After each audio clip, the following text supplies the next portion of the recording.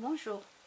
Donc j'étais en train d'écouter une vidéo d'une personne et d'un coup c'est vrai que ça m'a fait tilt parce que dernièrement j'ai rencontré quelqu'un, une personne avec qui donc on discute, hein, on discutait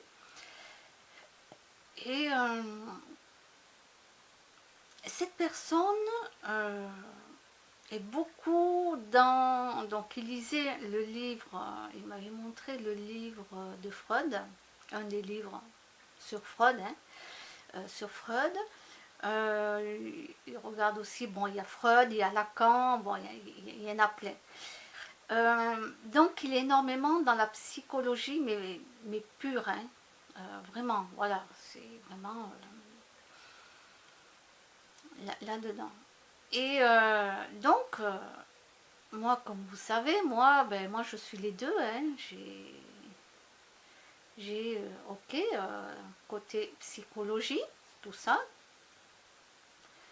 terre à terre, mais j'ai un côté aussi spiritualité. Donc il y en a qui sont soit l'un, soit l'autre. Comme lui il me dit, les gens qui sont dans la spiritualité, tout ça, c'est des gens haut perchés. C'est des gens haut perchés, voilà. Bon, ok. Bon, moi je suis les deux, de toute façon. Moi j'adore la psychologie, j'adore analyser tout ce que vont faire les psychiatres aussi. Parce qu'eux, ils nous analysent, hein, mais croyez pas que moi je les analyse pas. Non, non, non. J'analyse tous les psychiatres que je vois, moi. Que je rencontre même à l'extérieur de ma vie, parce que je rencontre des psychiatres avec qui je discute. Hein. Et, et j'adore, j'adore. Parce que je vais vous faire une petite blagounette. Elle vient pas de moi, bien sûr, mais c'est comme, voilà, un jour, un patient, il arrive, il tend la main au docteur, au psychiatre, et il dit bonjour, docteur.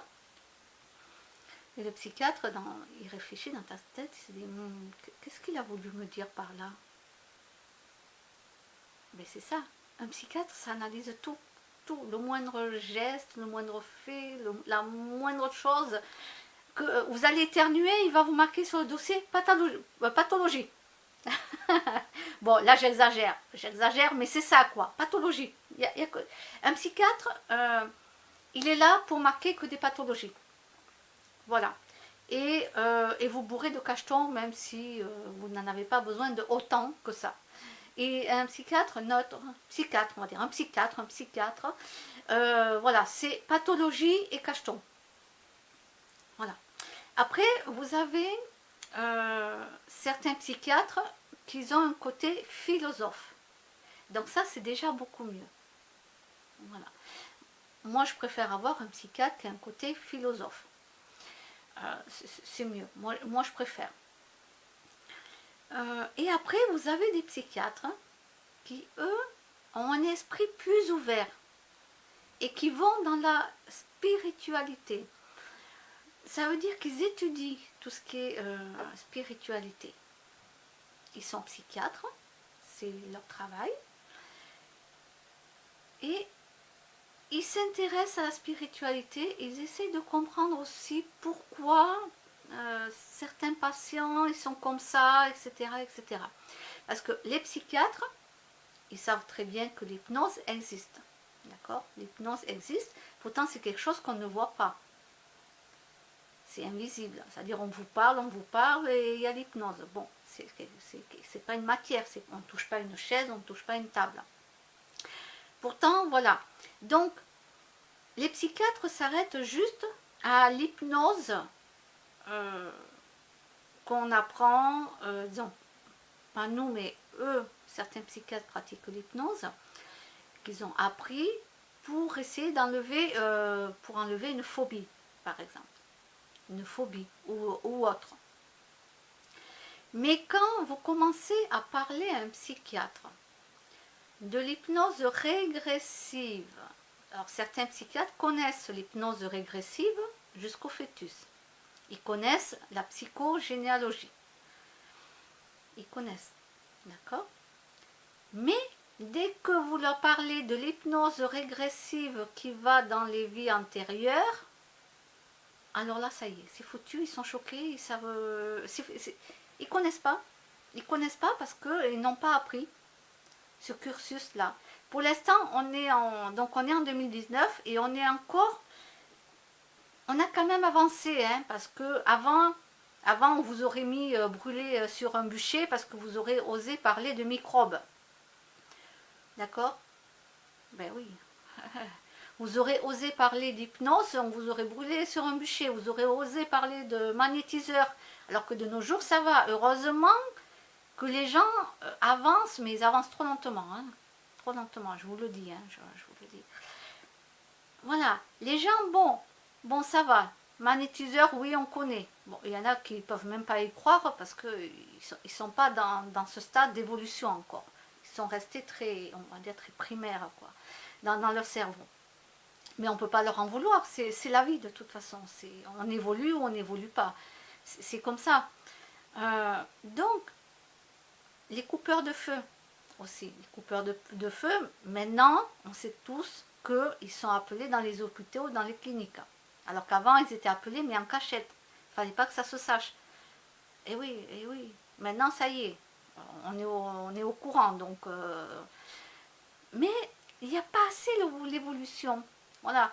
Alors, quand vous tombez sur un psychiatre qui est psychiatre, pathologie, médicaments, bon, alors là, bon, faut faire avec, hein, ouais, voilà, faut faire avec. Quand vous tombez sur un psychiatre philosophe, ah, ça c'est bien, c'est bien, c'est bien. Et malheureusement, pour l'instant, on ne peut pas, en tout cas, beaucoup de psychiatres ne veulent pas trop parler de choses parce que sinon ils peuvent être radiés de l'ordre des médecins. Mais par contre, il y a des psychiatres qui suivent le travail du docteur Jean-Jacques Charbonnier. La préface du livre Les 7 bonnes raisons de croire à l'au-delà a été écrite avec la préface donc du livre, oui, avec un psychiatre et un neurologue. Parce que les neurologues sont aussi avec ce médecin-là et font les recherches et tout. Hein. D'accord? C'est pas un rigolo, quoi. Donc, il y a des psychiatres voilà, qui ont vachement évolué. Vachement évolué. Et c'est génial, quoi. C'est génial. Bon, moi, là, dernièrement, j'ai eu affaire à la personne que je vous disais. Et ce monsieur, il n'est pas psychiatre, hein, il n'est pas psychiatre, mais il est beaucoup dans Freud et dans Lacan. Mais bon, le temps de Freud, c'était le temps de Freud, et maintenant on est en 2019 quand même. C'est comme si on se basait encore à l'âge de pierre. À l'âge de pierre, quoi. Je veux dire, bon, on a évolué. Ok, on peut prendre quelques trucs de Freud et de Lacan, mais à un moment donné, il y a l'évolution, quoi. Il y a des choses qui se sont rendues compte qui est vrai ou qui n'est pas vrai. Parce qu'au temps de Freud, il ne savait pas tout de ce qui se passe maintenant, quoi. Lui, voilà. Donc je trouve que ça freine énormément, énormément ces gens-là. Et ces gens-là, donc cette personne, pour lui, ah non, les gens trop perchés, etc., etc. Oui, mais malheureusement, moi, par exemple, c'est pas avec quelqu'un comme cette personne que je vais évoluer, que je vais avancer. Cette personne va plutôt me mettre des freins dans mon avancement dans la vie. Alors comme je dis, ben, vaut mieux rester avec Freud, hein. Voilà, tranquille, rester avec Freud. Moi j'avance, quoi, j'attends pas, non, moi je fais pas du surplace, quoi, je suis plus au temps de Freud, hein. Moi j'ai avancé quand même. Hein. Voilà, et ces gens-là, ils ont beau aller voir des spécialistes dans tout ce qui est psychiatre, etc. Oui, c'est la psychanalyse, oui, bien sûr. Bien sûr, c'est important aussi dans la vie. Mais pour évoluer, il faut passer par autre chose, sinon on ne peut pas évoluer. Voilà. Et, ces gens-là, ces gens qui sont côté juste Lacan, Freud, tout ça, ben, ça sert à rien moi je le dis, ça sert à rien que vous soyez avec des gens qui sont dans la spiritualité, parce que euh, vous allez continuer à vous moquer de ces gens qui sont dans la spiritualité. Donc ça sert à rien que vous perdez du temps avec eux. Maintenant, si vous voulez évoluer dans votre vie, oui, vous pouvez rencontrer d'autres personnes et voir comment vous pouvez évoluer. Mais si vous ne voulez pas, que vous voulez juste rester avec Freud, Lacan, etc., ben, plutôt aller rencontrer des gens qui sont comme vous. Puisque de toute façon, vous, les autres gens qui sont dans la spiritualité, c'est des gens trop haut perchés. Voilà, c'est la phrase que m'a dit la personne. Ensuite, on a été à la librairie, puis on a regardé des livres et tout. Et donc, il n'y avait pas le docteur Jean-Jacques Charbonnier, tous les livres ésotériques, il n'y en a pas. Mais il y avait d'autres livres, et d'un coup, quantique. Hein. Il y avait un rayon quantique. Oh, je me suis dit, oh là là là, il y a quand même un rayon quantique. Waouh, c'est énorme, hein. C'est bien. Bon, il n'y a pas ésotérique, mais il y a quantique. J'arrive, et sur quoi je tombe? Sur un livre. Attendez, comment ça se dit? Transhumanisme. Il fallait que je tombe sur ce livre-là. Bon, je n'ai pas acheté parce que moi, je vois plein de vidéos, ça y est, je sais comment ça va se passer. Je n'ai pas besoin, moi, d'acheter le livre. Et je le prends et puis je lui montre. Je lui dis, mais regardez, regardez. Ah non, non, mais ça, il faut pas. Il me dit, non, non, mais ça, il faut pas vous embêter. Ah non, mais ne vous embêtez pas avec ça. Il me dit, mais non. Et puis, c'est pas maintenant. Et puis, vous embêtez pas avec ça, tout ça. Bon, je repose le livre. Et alors, lui, il me montre toujours la même chose, hein, les mêmes bouquins, Freud, tout ça. Alors que moi, je suis déjà dans ma tête, ça y est, je suis déjà en 2050, au transhumanisme et tout ce que vous voulez, quoi. Je veux dire, là, moi, lui, il reste bloqué dans Freud et moi, j'ai déjà avancé, quoi. Et c'est ça, la différence, c'est que deux personnes comme nous, on peut être complémentaires à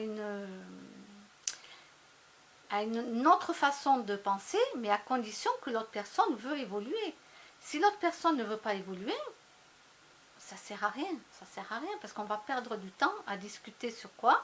L'autre personne qui est toujours là-dedans, avec Freud et Lacan, et va dire, ah non, non, non, le transhumanisme, ah non, mais faut pas, mais non, mais non, mais vous vous rendez compte, il faut pas regarder ça et tout. Pourtant, ça existe bien dans les bibliothèques. C'est quantique, hein? Tout le monde connaît le quantique maintenant. D'accord? Donc, bon, j'ai posé mon livre, je me suis dit ça sert à rien que j'essaie de faire évoluer cette personne parce qu'il n'est pas encore prêt. Il n'est pas encore prêt. Un jour peut-être qu'il va vouloir s'intéresser à autre chose aussi. Il va vouloir s'y intéresser.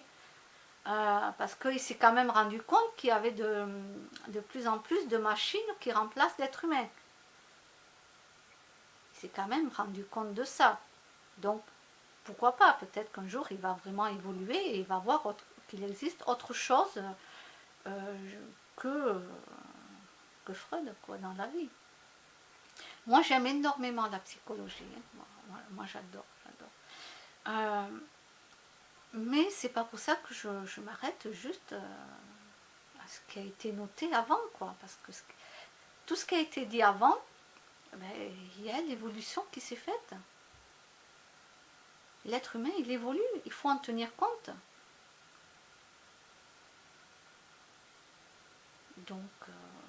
Donc voilà, moi de mon côté, je n'ai pas de temps à perdre pendant 3 heures ou 4 heures à parler avec une personne la personne se moquera des gens qui sont dans la spiritualité et diront que ces gens-là sont très haut perchés. Bon, je me dis ça sert à rien.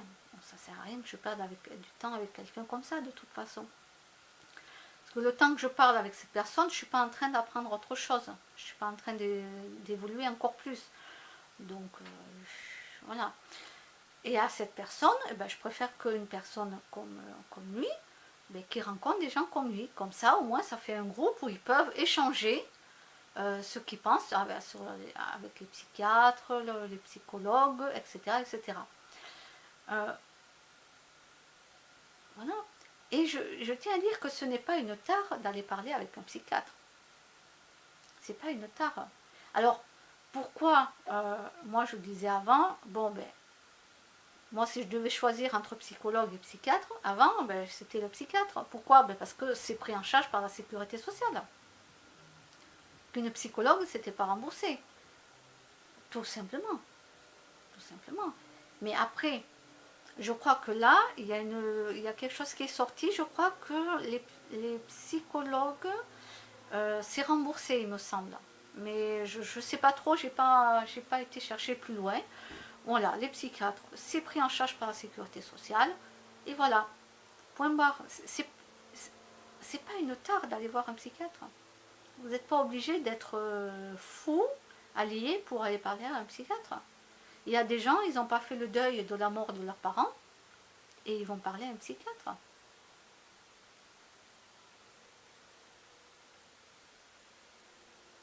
Donc voilà. Et c'est pour ça qu'il y a plein de gens qui, eux, ne veulent pas aller parler ni à un psychologue ni à un psychiatre. Ils disent ah non, mais moi je suis pas fou. Hein. Allez donc, les pauvres, s'ils savaient qu'ils auraient vraiment besoin d'aller voir un psychiatre. Et non, tous les psychiatres ne vous bourrent pas de cachet, d'accord? Je tiens quand même à le dire, hein. Non, tous les psychiatres ne vous bourrent pas de cachet. Ça dépend si vous faites une dépression, que vous n'allez pas bien, bon, mais un antidépresseur, ça peut vous aider. Il ne faut pas non plus renier un antidépresseur parce que ça peut vous sauver, ça peut vous aider. Voilà. Donc, bon, je pense que j'ai tout dit sur les 3 catégories de psychiatres. J'espère que beaucoup de psychiatres vont évoluer, vont s'apercevoir aussi qu'il existe autre chose dans la vie. Et c'est pour ça qu'il y a certaines personnes, elles sont toujours au même stade et elles n'arrivent pas à avancer dans leur vie. Mais bon, il faut encore du temps. Pourtant, on est au 21e siècle. Oh, je vous dis qu'on est en retard. Allez, à plus tard.